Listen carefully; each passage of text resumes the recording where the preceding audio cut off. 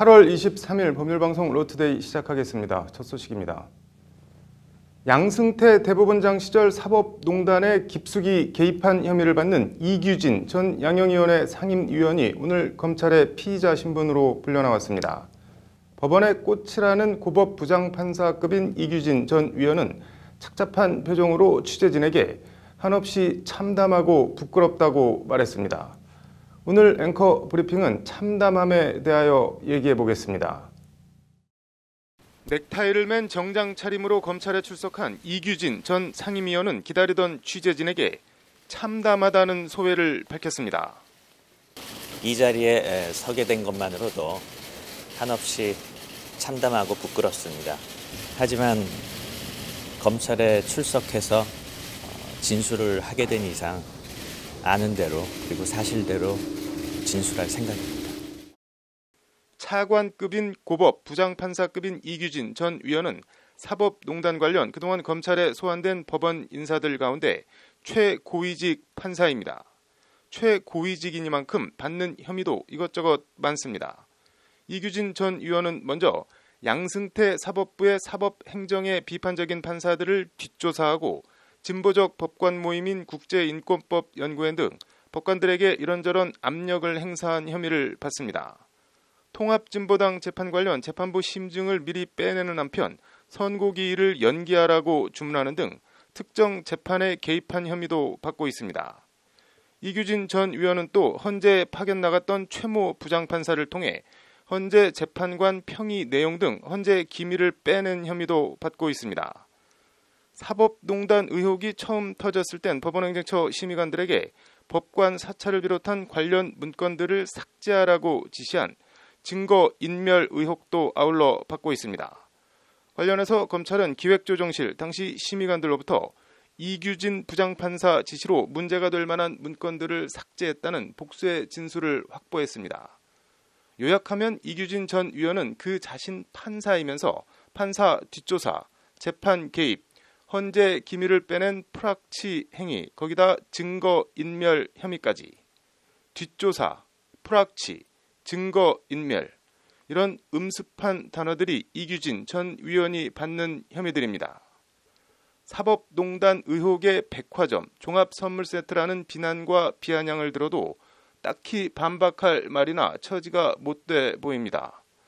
첨언하면 법원은 기밀 유출 피해자인 헌재에 대한 검찰 청구 압수수색 영장은 발부했으면서 정작 피의자라 할 수 있는 법원 관련 판사들에 대한 압수수색 영장은 모조리 기각해 헌재의 거센 반발을 자초했습니다.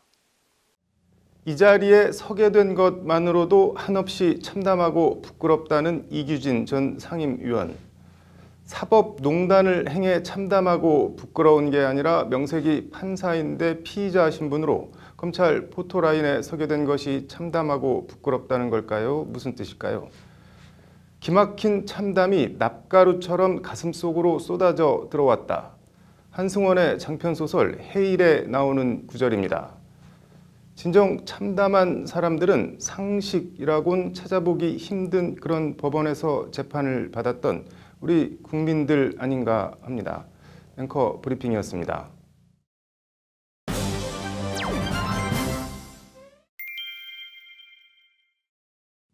이재명 경기지사와의 불륜설 관련 어제 피고발인 신분으로 경찰에 나왔던 배우 김부선 씨가 경찰 출석 30분 만에 돌연 조사를 거부하고 경찰서를 떠나 귀가했는데요.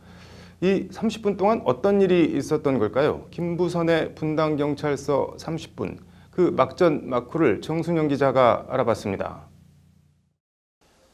어제 오후 경찰에 나온 김부선 씨는 더는 잃을 것도 없다. 진실을 알려야 한다는 의무감으로 나왔다고 결연하게 말했습니다. 이제 죽을 각오로 거짓과 싸울 것입니다. 인간 김부선이 인간 이재명을 법정에 세울 것입니다. 인간 이재명을 법정에 세우겠다며 경찰서로 들어간 김부선 씨는 그러나 30분 만에 조사를 거부하고 경찰서를 떠났습니다. 어리둥절해하는 취재진에게 김부선 씨는 오늘은 이재명 씨의 거짓말에 대한 자료를 경찰에 드렸다.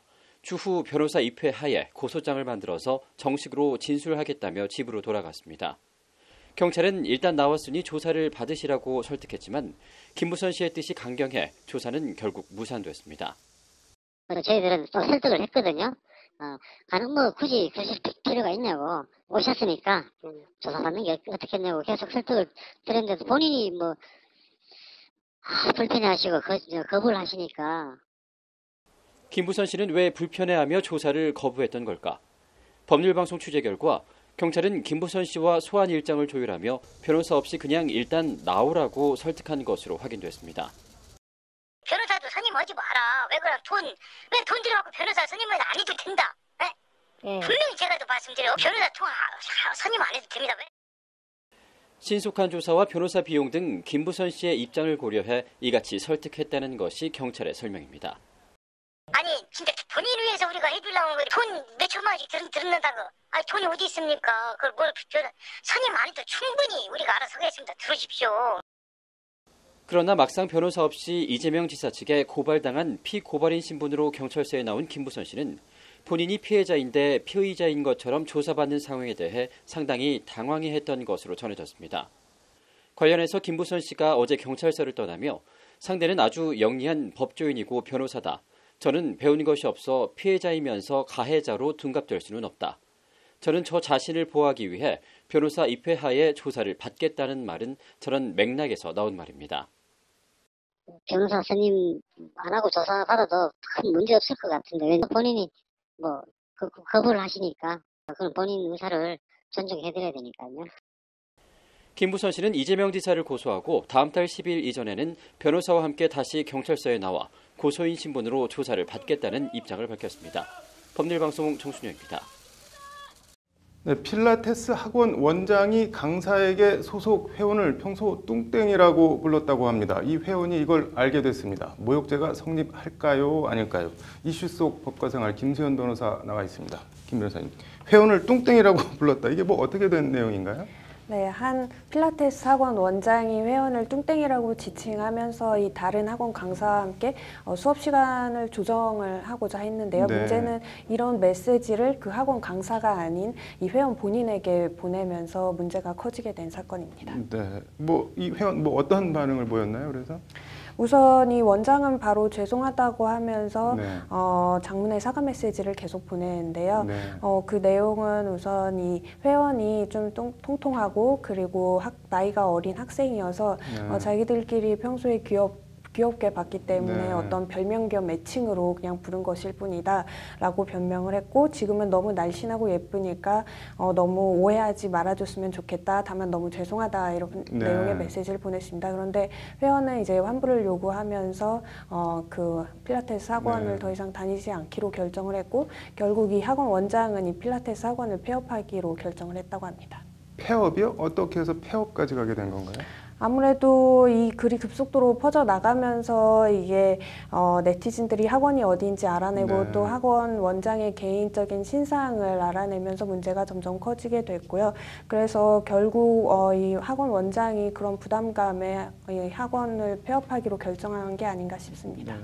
뭐 문자 하나 잘못 보냈다가 그냥 망했다는 얘기인데, 이게 본인을 빼고 뭐 속칭 뒷담화라고 하는데 그 뒤에서 이렇게 뭐 비하하거나 뭐 그런 얘기를 하는 거가 모욕죄 같은 게 되나요? 어떤가요?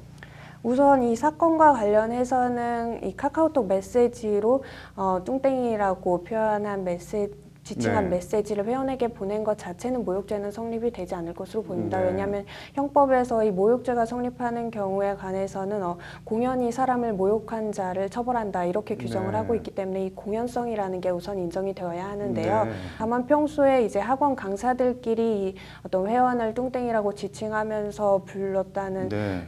사실로 봐서는 그 구체적인 상황에 따라서는 모욕죄가 성립될 가능성도 있어 보입니다. 그럼 본인 앞에서 말한 게 아니어도 모욕죄가 성립할 수 있다는 얘기인 건가요?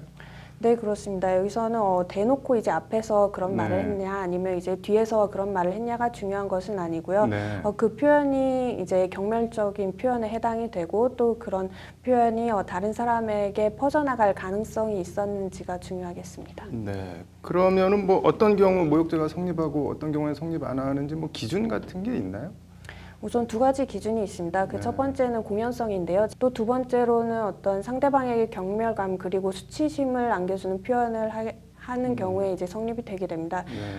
단순히 뭐 무례하거나 좀 불친절한 표현을 한 경우로는 부족하고 판례는 어떤 첩 그리고 뭐 빨갱이 이런 표현을 한 경우에도 모욕죄 성립이 된다고 판단한 경우가 있습니다. 한 가지 더 궁금한 게 어쨌든 이 글 올린 사람 때문에 이 필라테스 학원이 망했는데 이 글 올린 사람은 뭐 법적으로는 아무 문제가 없는 건가요? 어떤가요? 네, 우선 이 사람은 어쨌든 피해자에 해당이 되기 때문에 단순히 이게 결과적으로는 필라테스 학원이 문을 닫게 되었지만 그런 문을 닫은 결과에 대해서 뭐 어떤 법적인 책임을 진다 이런 책임은 부담하지 않을 것 같습니다. 네, 뭐 말 한마디로 천냥빚을 갚을 수도 있고 이렇게 쫄딱 망할 수도 있으니까 말 조심해야겠다는 생각이 드네요. 오늘 잘 들었습니다. 다음 소식입니다. 한자로 볼 견자의 모양 양자를 쓰는 견양이라는 단어가 있다고 합니다. 견양이라고 쓰지만 국어사전을 보니 발음은 겨냥하다 할 때와 같이 겨냥으로 읽어야 한다는데요. 발음은 발음이고 겨냥 도대체 무슨 뜻일까요? 법률방송 법률용어 이제는 바꾸자 김정래 기자입니다. 닷새 뒤인 8월 29일은 일제의 나라를 뺏긴 경술국치일입니다. 관련해서 구한말 유학자 의당 박세화가 나이 77세에 경술국치를 당해 곡기를 끊고 절명하기까지 23일간의 경과를 제자들이 기록한 단식 순도일기라는 책이 있습니다. 그 단식 순도일기에 예의조선이 견양이 되어 망했으니 하루가 어찌 가당키나 하겠는가라는 표현이 나옵니다. 견양, 조선이 개와 양처럼 하찮게 되어 망한 걸 한탄하는 말입니다. 이 견양이라는 표현이 우리 법전에도 나옵니다. 자치법규인 서울특별시 교육청 민원봉사실 운영규정 제3조 민원인의 사용 빈도가 가장 많은 민원서식은 벽이나 기재대 위에 견양을 작성 비치하여 라는 표현입니다. 일단 개나 양을 뜻하는 견양은 아닙니다. 개나 양을 작성하여라고 쓸 리는 없기 때문입니다. 시민들에게 견양이라는 단어를 아는지 물어봤습니다. 혹시 이 견양이라는 말 들어보셨습니까? 못 들어봤어요. 이 견양이란 말 들어보셨습니까? 아니요. 못 들어보셨어요? 네네네. 법전 속 견양, 한자로는 볼견자에 모양 양자를 씁니다. 보이는 모양, 즉 본복이나 견본, 서식 정도의 뜻입니다. 견양은 그리고 단순히 낯설고 어려운 한자어가 아니라 일본어로 미요우라고 발음하는 전형적인 일본식 한자어 조합입니다. 이런 일본식 한자어 조합이 서울시 초중고 교육을 관할하는 교육청 운영 규정에 버젓이 실려 있는 겁니다. 서울시 교육청 관계자는 이런 사실을 지적하자 내가 만든 게 아니라며 크게 당혹해합니다. 아니요, 몰랐습니다. 예. 이거 지금 저희가 만든 지 꽤 돼서 제가 만든 건 아니고 저희 이제 일단은 저희가 이런 거 제가 참고하겠습니다. 예. 일제 잔재청산 그 기본 중에 기본은 우리말과 글을 바로 쓰는 것에서부터 시작합니다. 그것도 미래의 주역 학생들의 교육을 관장하는 교육청이라면 더더욱 바르고 정확한 말을 써야 합니다. 바꿔야 합니다. 법률방송, 법률용어 이제는 바꾸자. 김정래입니다. 보물 1호 흥인지문에 불을 내려다 미수에 그친 40대에 대해 항소심 법원이 오늘 징역 3년을 선고했습니다. 법원은 이례적으로 생각할 시간을 교도소에서 가지라는 당부의 말을 건넸는데 판결로 보는 세상, 오늘은 화풀이 범죄 얘기해 보겠습니다.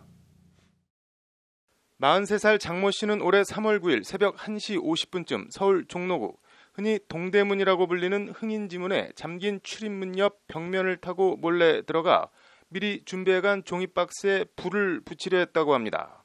그러나 주변에서 이를 목격한 시민들이 곧바로 신고를 했고 출동한 경찰과 관리사무소 직원들이 장 씨를 제압하고 3, 4분 만에 불을 꺼 불행 중 다행으로 담장 내부 벽면 일부만 좀 그을렸고 큰 불로 번지진 않았습니다. 장 씨는 경찰 조사에서 교통사고 보험금을 제대로 받지 못해 홧김에 불을 붙였다고 진술했다가 이후 이리저리 말을 바꾸는 등 좀 횡설수설했던 것으로 전해졌습니다. 문화재보호법 위반 등 혐의로 기소된 장 씨에 대해 법원은 1심에 이어 항소심에서도 오늘 징역 3년을 선고했습니다. 우리나라의 거대한 건축물 문화재가 얼마 안 남은 상황에서 불을 지르려 했다는 점은 무겁게 처벌받아야 한다는 것이 법원 판단입니다. 재판부는 그러면서 정신이 안 좋은 상태, 사회에 대한 적개심 등을 치유하고 나와서 정상적으로 살 수 있을지 생각하는 시간을 교도소에서 가지라고 좀 이례적인 당부의 말을 건넸습니다. 화풀이 범죄, 묻지마 범죄, 그게 문화재가 됐든 사람이 됐든 범죄를 통해 풀리는 화는 없습니다. 더 큰 화를 부를 뿐입니다. 판결로 보는 세상이었습니다. 이어서 법조계 소식 전해드리겠습니다. 허위 사실을 주장해 문재인 대통령의 명예를 훼손한 혐의로 재판에 넘겨진 고영주 전 방송문화진흥회 이사장이 1심에서 무죄를 선고받았습니다. 재판부는 피고인이 악의적으로 모함하거나 인격적인 모멸감을 주려는 의도가 없었다고 설명했습니다. 시민들이 2012년 제18대 대선을 앞두고 벌어진 국가정보원 댓글 조작 사건 관계자들을 상대로 억대 손해배상 소송을 냈지만 패소했습니다. 재판부는 국민 개개인에게 정신적 손해가 발생했다고 보기 어렵다고 판결했습니다. 경기 남부지방경찰청이 오늘 신상공개심의위원회를 열어 과천 토막살인범 변 씨의 얼굴과 실명 등 신상을 공개했습니다. 현행 특정 강력범죄의 처벌에 관한 특례법에는 범행 수단이 잔인하고 중대한 피해가 발생한 피의자의 얼굴을 공개할 수 있다고 명시돼 있습니다. 대한변호사협회는 오는 27일 오전 10시 서울 소공동 롯데호텔에서 새로운 사법환경과 법치주의를 주제로 제27회 법의 지배를 위한 변호사대회 및 제28회 변호사연수회를 개최합니다.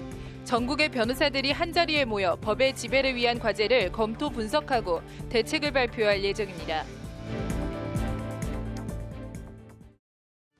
8월 23일 법률방송 로투데이 마치겠습니다. 시청해주셔서 감사합니다.